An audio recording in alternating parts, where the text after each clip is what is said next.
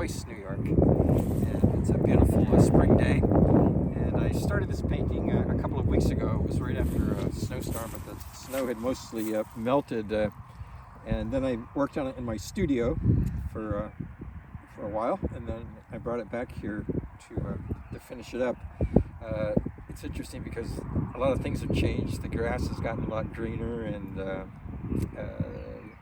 bales have stayed there. But the light's completely different right now because I'm here about 2 hours before the time that I painted it.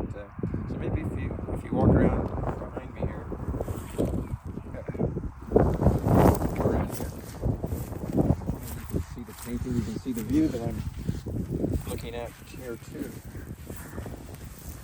So what you were doing, you could come in a little bit closer here now if you would.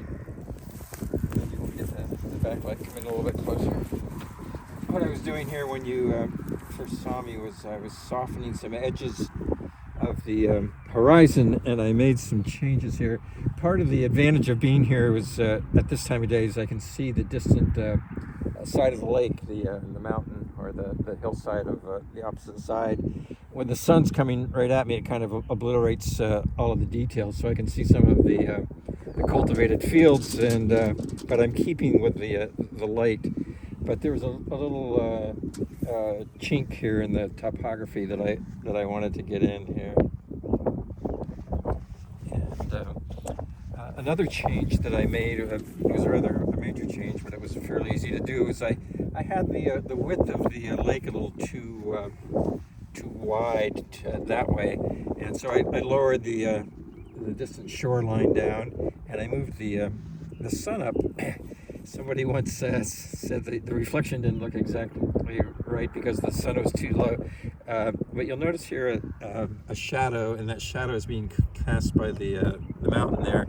And that's pretty much the way it was at the time of day that I was here.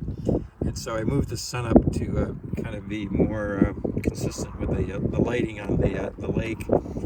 And what else did I notice? I noticed the color of this barn down here was a little more mauvish, so I changed that. One other thing that I'll mention here is that sometimes I move the bales around, or in fact I invent them. But this time I actually painted them just like I'm seeing them here.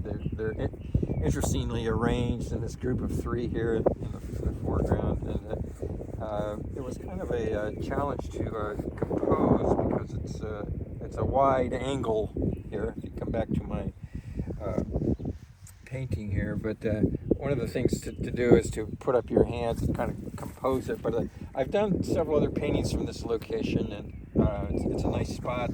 Nobody comes here. I'm right next to the graveyard, so it's not a real popular spot, but this wonderful 19th century farm here is very beautiful, and there's even some vineyards down here, and so it's a kind of a quintessential Finger Lake scene, and a beautiful light that was here when I was here a couple of weeks ago that I've stayed with. And I wanted to mention this is going to be part of my show at the West End Gallery in Corning, New York. I have about a dozen new paintings of Cayuga and Seneca Lake that will be there, and the show opens on Friday, May 10th. It's going to be a two-artist show with Tracy Ziegler, wonderful painter from Newfield, New York. So I encourage you to come see the originals, because it's always best to see them in situ, as they call it, and the gallery staff, Jesse and Lynn, always do a great job of hanging them and arranging them. It really gives the paintings new life to see them in such a beautiful setting. So look for them on their website. I think it's westendgallery.net, and look for the originals there. So I think that's about all I want to say. So cheers, thank you.